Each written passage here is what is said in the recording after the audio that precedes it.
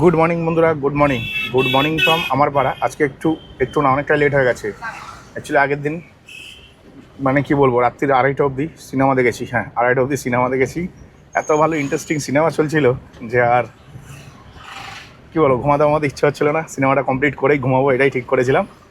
তো যার কারণে আর কি মানে সিনেমাটা দেখার চক্করে কাজের ক্ষতি হয়ে গেল, বুঝতে পারছো। সকালবেলায় উঠতে পারছি না। ঘুম থেকে উঠেছি হচ্ছে 7:30টার সময়, ফ্রেশ হতে হতে 1.5 ঘন্টা লেগে গেল। এখন বাজে হচ্ছে সকাল 9টা। সকাল 9টার সময় আমি কাজে যাচ্ছি, বুঝতে পারলে। তো নর্মালি 8টা-9টার সময় সবাই কাজে যায়, এটা আর কিছু বলার নেই। তো আজকের দিনে যেটা সবথেকে ভেরি ডিফিকাল্ট ডে, সেটা হচ্ছে আমার না কাজ করতে এনার্জি লাগছে না। তো কাজ করতে এনার্জি না লাগলে না ডেটা অনেক ডিফিকাল্ট হয়ে যায়। তো দেখা যাক কতক্ষণ থেকে কাজ করতে পারি। আর সবথেকে বড় ব্যাপার হচ্ছে আমার গাড়িতে একটা টিটি করে আওয়াজ হতো, যার জন্য আমি আমার গাড়ির ইঞ্জিন ক্ষতি করে ফেলেছি। এই এক্সপিরিয়েন্সটা তোমার সাথে শেয়ার করে দিই। আমার গাড়ির হ্যান্ড ব্রেক ঢিলা হয়ে গেছিলো, ঠিক আছে। আমিই জানতাম ঢিলা হয়ে গেছিলো। অ্যাকচুয়ালি যেখানে আমি দেখাই তারা দেখে বললো যে ব্রেক শুটা পাল্টালে ঠিক হয়ে যাবে। তারপর আমি নিজেও রিসার্চ করলাম হ্যান্ড ব্রেক কী কারণে টিটি করে, মানে হ্যান্ড ব্রেক নামানোর পরেও কী কারণে টিটি করে আওয়াজটা হয়। অনেক কিছু রিজন দেখালো। মেনলি রিজন যেটা দেখালো, ব্রেক ফুয়েল কম থাকলে হয়। আর সেকেন্ড হচ্ছে ব্রেক শুক হয়ে গেলে হয়। তো ব্রেক শুক অবশ্যই হয়ে গেছিলো, কিন্তু হ্যান্ড ব্রেকটা না দুটো ঘাট উপরে আটকে গেছিলো। হ্যান্ড ব্রেকটা প্রপার নিচে নামিনি। তো দেখে মনে হচ্ছিলো যেন প্রপার নিচে নেমে গেছে। তো দীর্ঘদিন ধরে আমি ওটা সারাবো করে ব্রেক শু কিনে রেখেছি। প্রায় 8-9 মাস হয়ে গেছে ব্রেক শু কিনে রেখেছি। বাড়িতে না ব্রেক শু কেনা আছে, ব্রেক প্যাড কেনা আছে। তো যখন ব্রেক প্যাডটা পাল্টাবো তখনই ব্রেক শুটা পাল্টাবো, আর সাথে ডিজেল ফিল্টারটাকে পাল্টে নেবো। তো এই কারণে আর কি আমি পাল্টাইনি। একদিন গাড়ি আমি এরকমভাবে হেলান দিয়ে হ্যান্ড ব্রেক হাত দিয়ে একটুখানি চাপ দিলাম, এরকম ঘাটাং করে হ্যান্ড ব্রেকটা বসে গেল নিচে। আমি ভয় পেয়ে গেলাম, আর আওয়াজটা সব বন্ধ। এখন টিটি করে আর আওয়াজ শুনতে পাবে না, তাই ভিডিওর কোয়ালিটিটা ভালো হবে। শুনতে পাচ্ছ আওয়াজ টিটি। তো যাই হোক, এতে অনেকের কানে লাগতো। আমি নিজে যখন এডিটিং করতাম বুঝতে পারতাম যে কানে লাগে আওয়াজটা। তো এইভাবে না মানে অনেকটা ভিডিও কোয়ালিটি খারাপ হয়ে গেছে। আমার কাছে ভালো ক্যামেরা আছে 1 নম্বর, 2 নম্বর ভালো মাইক্রোফোন কিনলাম অনেক কষ্ট করে, মাইকও আছে। তারপরেও ভিডিওতে নয়েস, যার কারণে ভিডিও খারাপ হয়ে গেছিলো। তো এখন জিনিসটা অনেক শুধরে নিয়েছি, আর জিনিসটা অনেক ভালোও করে নিয়েছি।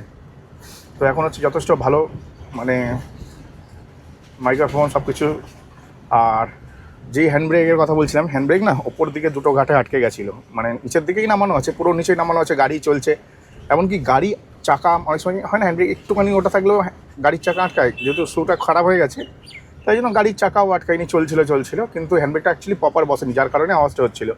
তো পিঠ সিজা করতে গিয়ে হ্যান্ড ব্রেকে প্রেসার দিয়ে সিধা করেছি, হ্যান্ড ব্রেক বসে গেছে, হ্যান্ড ব্রেক নিজে থেকে ঠিক হয়ে গেছে। এখন সেন্সার প্রপার কাজ করছে।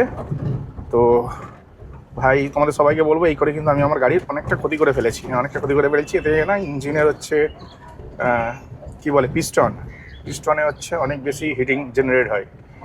তো এটা ক্ষতি হয়েছে, সেটা বুঝতে পারি। কী করা যাবে, এটা সলভ করতে হবে।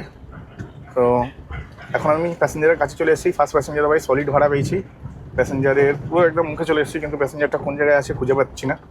প্যাসেঞ্জারকে খোঁজাটাই এখন হচ্ছে বড় চ্যালেঞ্জেস। হ্যাঁ, দেখি প্যাসেঞ্জারটা কোথায় আছে। প্যাসেঞ্জার তো বুক করেছে এই জায়গা থেকে, কিন্তু খুঁজে পাচ্ছি না।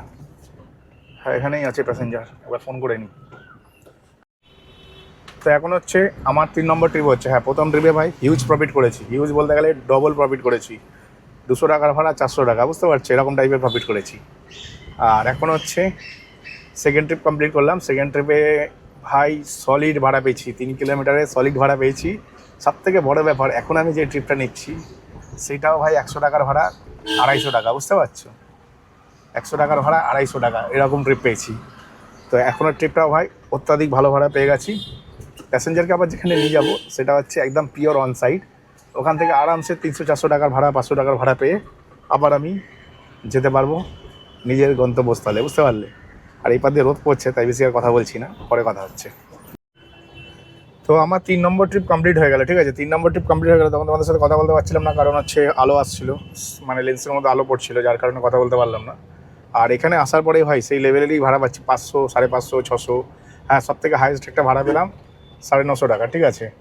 এয়ারপোর্ট যাবে। তো আমি তো এয়ারপোর্ট যাবো না, কারণ আমি টাকার বিনিময়ে গাড়ি চালাই না। সত্যি কথা বলতে আমি একটা এখন নতুন কাজ করছি, যেটা হচ্ছে ফ্রিল্যান্সিংয়ে আমি হচ্ছে 3D গেমের মডেল বানাচ্ছি, ঠিক আছে। তো গেম কোম্পানির নাম নিতে পারবো না, এগুলো প্রাইভেসি রাখতে হয়, এটা হচ্ছে টার্মস অ্যান্ড কন্ডিশন আছে, তো তার জন্য তোমাদের বলতে পারছি না। তো আমি একটা গেমের মডেল ডিজাইন করছি, হ্যাঁ, মানে 3D কার্টুন বানাচ্ছি বলতে পারো একটা, ঠিক আছে। 3D কার্টুন ক্যারেক্টার বানাচ্ছি। তো আমি যেহেতু ফ্রিল্যান্সিংয়ে কাজ করছি, যার কারণে আমি অ্যাকচুয়ালি ভাবতাম যে উবের চালিয়ে আগে যেটা আমি কামিয়েছি না 90,000, 80,000, 70,000, 70,000 টাকা যদি ভ্যারি করতো ঠিক ছিল, একটা কাজে চলে যেত। দেখলাম না, আমার যে যোগ্যতা অনুযায়ী আমি অনেক কম ইনকাম করছি, তাই বেশি ইনকামের জন্য আমি ফ্রিল্যান্সিংয়ে কাজ করা শুরু করেছি গত 2 মাস ধরে। তাই খুব একটা ব্লগও আসে না, আর ভিডিও বানানোর সুযোগও পাই না। আসতে হলে এত টেম্পারেচারে এই ক্যামেরা যে লাগানো আছে ড্যাশবোর্ডে, এটা অনেক বেশি ক্ষতিকারক, মানে ক্যামেরাটা খারাপ হয়ে যেতে পারে। তাই জন্য আমি বেশি চাপ না নিয়ে রিল্যাক্সে সব কিছু করার চেষ্টা করি। তো এখন ম্যাটার হচ্ছে, আমি তো আমার বাড়ির কাছে চলে এসেছি, এখান থেকে আমার বাড়ি 1.5-2 কিলোমিটার হবে, কিন্তু আমি বাড়ি যেতে চাই না। ভাড়া পাচ্ছি না তা না, খুব ভালো ভাড়া পাচ্ছি, কিন্তু যেসব লোকেশান দিচ্ছে সেই লোকেশানগুলো আমার পছন্দ না, তাই আমি যাবো না। হ্যাঁ, যেসব লোকেশান দিচ্ছে সেই লোকেশান আমার একদমই পছন্দ না, তাই আমি যাবো না। এখন ম্যাটার হচ্ছে আমাকে দেখতে হবে একটা ভালো ভাড়া। তবে 3 ট্রিপে যথেষ্ট ভালো ব্যবসা করেছি, যথেষ্ট ভালো বলাটা ছোটো বলা হবে, বিশাল ব্যবসা করেছি, ঠিক আছে, 3 ট্রিপে।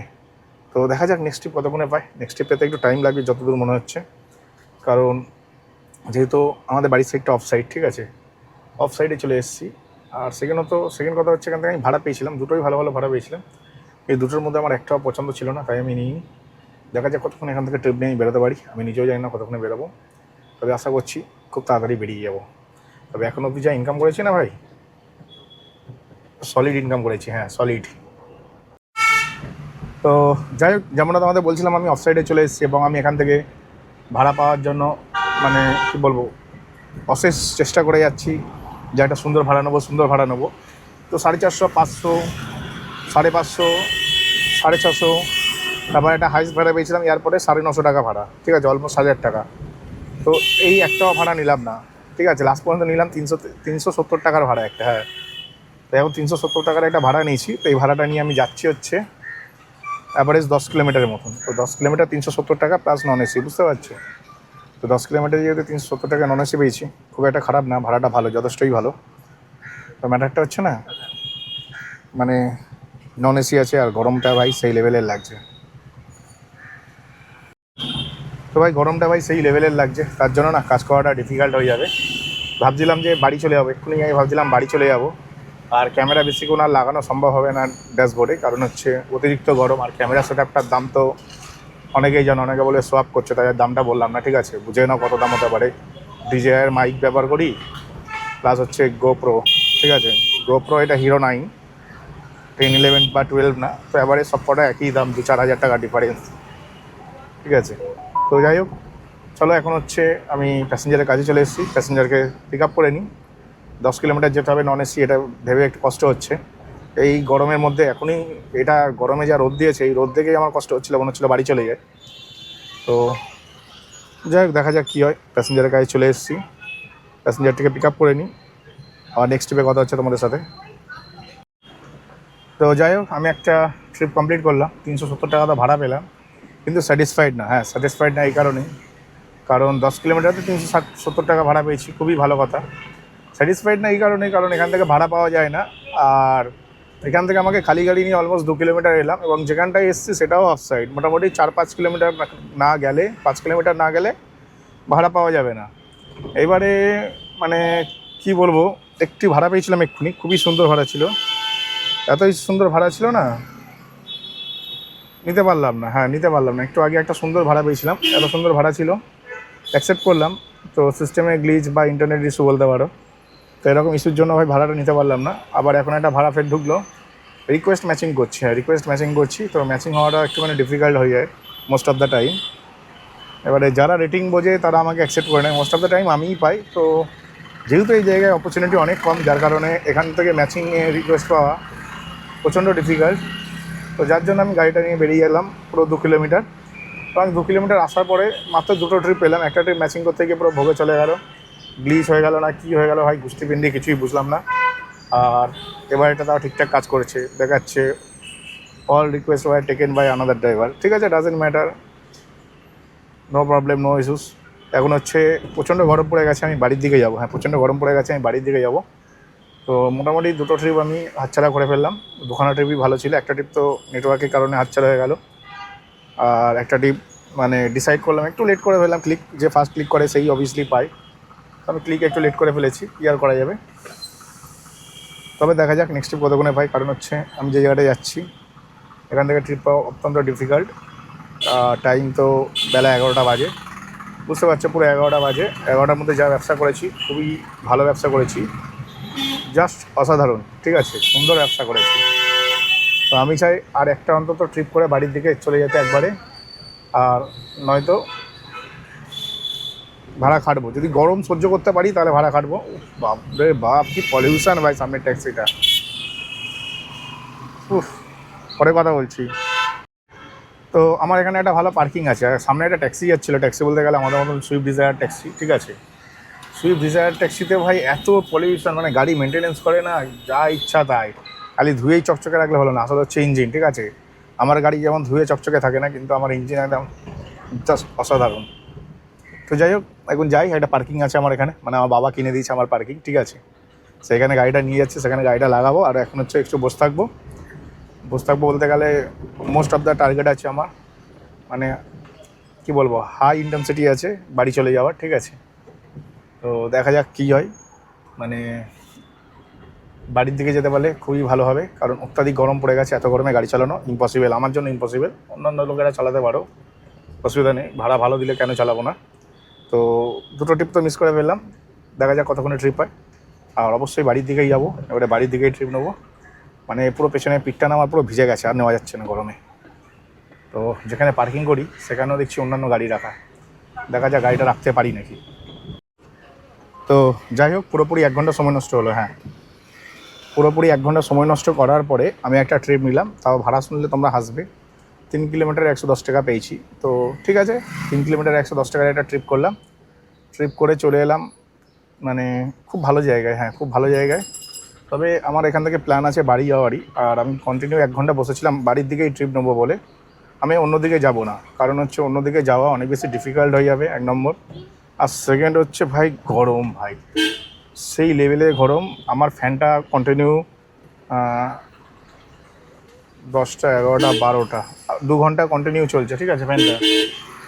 তো ফ্যানটা 2 ঘন্টা চলার পরে আমি যেটা দেখলাম হচ্ছে, আমার না ফ্যান থেকে যে হাওয়াটা আসছে, বাইরের জানলা থেকে যে হাওয়া আসছে, ভাই লু বইছে। হ্যাঁ, লু বইছে, যার কারণে ভাই আমার সিদ্ধান্ত চূড়ান্ত, বাড়ি যাওয়া। হ্যাঁ, খাটা যাবে না, কারণ খাটতে গেলে অবস্থা খারাপ হয়ে যাবে। আর শুধু নিজের অবস্থা দেখলে তো হবে না, গাড়িরও অবস্থা দেখতে হবে, বুঝতে পারছি। ই রে ভাই,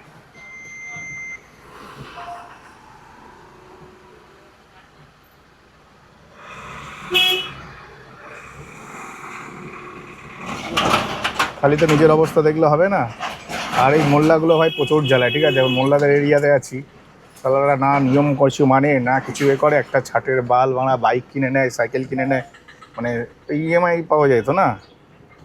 তারপরে তেল ভরে পেট্রোল পাম্পে গিয়ে 50 টাকা তেল, 30 টাকা তেল, মানে যেন সে বাজারে গেছে 10 টাকা দিয়ে, মানে কোনো রকমের একটা গাড়ি কিনেছে। মানে পাগল ছোদাগুলো এসে মানে গ্যাপের ভেতরে ঢুকিয়ে দিল, মানে যেখান থেকে কেউ যেতে পারে না। মাথাটা এমনি এমনি গরম হয় না ভাই, গরমে গাড় ফেটে যাচ্ছে।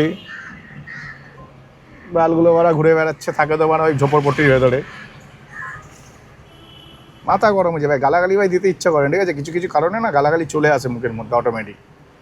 ভাই এত গরম নেওয়া যাচ্ছে না, সেখানে ও কী করছে, গাড়ি নিয়ে ঢুকিয়ে দিল গ্যাপের ভেতরে। তো যাই হোক, কন্টিনিউ ভাড়া পাচ্ছি, কিন্তু আমি বাড়ির দিকে যাব, যেটা আমি সিদ্ধান্ত করে নিয়েছি। আর আমি যে হাওয়াটা খাচ্ছিলাম না, এই ফ্যান, আমার যে ফ্যান, এই যে ফ্যান এখানে রাখা আছে, এই ফ্যানের হাওয়াও গরম আসছে। বললাম ফ্যানটা 5টা মিনিট রেস্ট থাকুক, ফ্যানও পাচ্ছে না, মানে এত সার্ভিস দিতে, এত বাইরে গরম, মারাত্মক গরম ভাই, নেওয়া যাচ্ছে না জাস্ট। আর এখন আমি যে জায়গাটা দাঁড়িয়ে আছি না, সেই জায়গা থেকে ভাড়া তো ভর্তি, 1.5 জন হয়ে রয়েছে, কিন্তু বাড়ির দিকে ভাড়া নেই, সব আলতু ফালতু জায়গায় ভাড়া আছে। তো আলতু ফালতু জায়গায় যাবো না, কোনো মতেই গাড়ি ভাই উল্টোপাল্টা জায়গায় ঘোরাবো না। একটা ছোট্ট ভুলে 1 ঘন্টার সময় নষ্ট হয়েছে, বুঝতে পারছো। 370 টাকা ভাড়ার লোভে অফ সাইডে চলে গেছিলাম, আর অফ সাইডে যাওয়ার জন্য আমার যে অ্যামাউন্টটা নষ্ট হয়েছে 1 ঘন্টার কাজ নষ্ট হয়েছে, মানে 1 ঘন্টা মানে প্রায় 300 থেকে 500 টাকা আর্ন হয়ে যেতে পারতো, সেটা লস হয়েছে। তো যার কারণে অফসাইডে না যাওয়াটাই বেটার। তো এখনও অবধি আমি যা ব্যবসা করেছি খুব একটা খারাপ করিনি, ঠিকই আছে। তবে আর 600 টাকা ইনকাম করলে ভালো হতো, কিন্তু টুকছে ভাই, ঘাম হবে না, গাড়িটা একটু পেছনে করতে হবে। তো মোটামুটি আধ ঘন্টা বসলাম, হ্যাঁ আধ ঘন্টা বসার পরে এখন সময় হয়ে গেছে 12:30। তারপরেও ভাড়া পাচ্ছি না, হ্যাঁ ভাড়া পাচ্ছি না বলাটা ভুল, ভাড়া পাচ্ছি, কন্টিনিউ ভাড়া পাচ্ছি, কিন্তু খুবই বাজে জায়গার দিকে। বাজে জায়গা বলতে গেলে খুব একটা ভালো পজিশান না, যেসব জায়গায় যাবো তো সব জায়গায় যাওয়াটা আমার মনে হয় বেকার হবে। তাই আর কি ওদিকে যাওয়ার থেকে আমি মনে করি বাড়ি চলে যাওয়া ভালো। তো ভাড়া না পাওয়ার কারণে না সিদ্ধান্ত করলাম বাড়ি চলে যাব। তো তাই আর কি আমি একদম ডিসিশান নিয়ে নিয়েছি যে এখন আমি সোজা বাড়ি যাব। তো সত্যি কথা বলতে অনেকটা বেলা হয়ে গেল, আর ইনকামটা যা হয়েছে ঠিকঠাক, বলবো না যে খারাপ হয়েছে, ঠিকঠাক হয়েছে। এটা একটা ভুল বড়, চলন্ত গাড়ি সামনে গড়াচ্ছিল, আমি ঘাপ করে ব্যাক গিয়ারে দিয়ে দিচ্ছি, এটা বড় ভুল। গিয়ারে প্রেসার পড়লো, রিলিজ বেরিং ভেঙে যাওয়ার চান্স থাকে এরমভাবে। তো যাই হোক, গাড়িটা আস্তে করেই ব্যাক গিয়ারে দিয়ে দিচ্ছি, মানে গাড়িটা পুরোপুরি থামাইনি। তো এখন আমি হচ্ছে সোজা বাড়ির দিকেই যাচ্ছি। আর এখন অবধি আমি যা ইনকাম করেছি ঠিকই করেছি। আর এখন না আমি বাঙ্গুর হসপিটালের কাছে আছি, তোমাদের বলে দিই টালিগঞ্জ সংলগ্ন এরিয়ায় থাকার পরেও ভাড়া পেলাম না। হ্যাঁ, টালিগঞ্জের মতন জায়গায় থাকার পরেও ভাড়া পেলাম না, এটা কিন্তু লজ্জাজনক ব্যাপার, বুঝতে পারছো? বড় লজ্জা। মানে এত সুন্দর একটা জায়গায় আছি যেখান থেকে খুব সহজেই ভাড়া পাওয়া যায়, কিন্তু আমি ভাড়া পেলাম না। তাই চিন্তা করলাম ঠিক আছে চলো বাড়ির দিকেই যাওয়া যাক। তাই আমি বাড়ির দিকেই যাচ্ছি। তো বাঙ্গুর হসপিটালের পেছন দিকেই দাঁড়িয়েছিলাম এতক্ষণ ধরে, আর হলো না, কি আরও করা যাবে। আর যা গরম, তো এই গরম নেওয়াও যাচ্ছে না, এর থেকে বাড়ি চলে যাওয়াটা অনেক বেশি ভালো হবে মনে হচ্ছে। তাই ভাবলাম বাড়ি চলে যাই। তো এতক্ষণ আমি যা ইনকাম করেছি সেই ইনকামটা তো তোমাদের বলবো না, কারণ একটা মানুষকে ইজিলি জাজ করা যায় তার ইনকামের ওপর দিয়ে, তার কতটা ক্যাপাসিটি আছে। যারা আমার কথায়, আমি যে কথাটা বলছি কথাটি যারা বুঝতে পারছেন তারা কমেন্টে জানাবেন আমি ঠিক বললাম কি ভুল বললাম। আমার যে ইনকাম আছে না টোটাল, সেটা যদি আমি বলে দিই না একটা ব্লগে এসে, তাহলে আমার পাশের বাড়ির লোকটাও জেনে যাবে আমার কী ক্যাপাসিটি আছে। বা কারোর সাথে যদি আমার কখনো যুদ্ধ হয়, ঝামেলা হয়, সেও বুঝে যাবে আমার ক্যাপাসিটি কত দূর আছে। তো সেই হিসেবে সে প্রিপারেশান নিতে পারবে। আর সত্যি কথা বলতে ইনকাম বলাটা একদমই উচিত না, তাও আমি অনেক ক্ষেত্রে ভুল করে অনেকবারই বলে ফেলেছি ইনকাম। তা আমি আর ইনকামটা বলি না ওই জন্য। তো এটাতে যদি সেম মতামত হয় তোমাদের অবশ্যই কমেন্ট সেকশনে জানিও। ওই জন্য আমি আর ইনকাম বলাটা বন্ধ করে দিচ্ছি। আর ব্যবসার ক্ষেত্রে সব কিছু খুঁটিনাটি তথ্য দেওয়ার জন্য নিজের ব্যবসার ওপরেই নিজে কুরুল মেরে দিয়েছিলাম, তাই জন্য আর ব্যবসা সম্বন্ধে বেশি কিছু বলি না। তো চলো আজকে ভিডিওটা আমি এখানেই শেষ করছি। ভিডিওটি ভালো লাগে ভাই চ্যানেলটিকে লাইক করে সাবস্ক্রাইব অবশ্যই করে দেবে, ঠিক আছে? তো চলো টাটা, বাই বাই।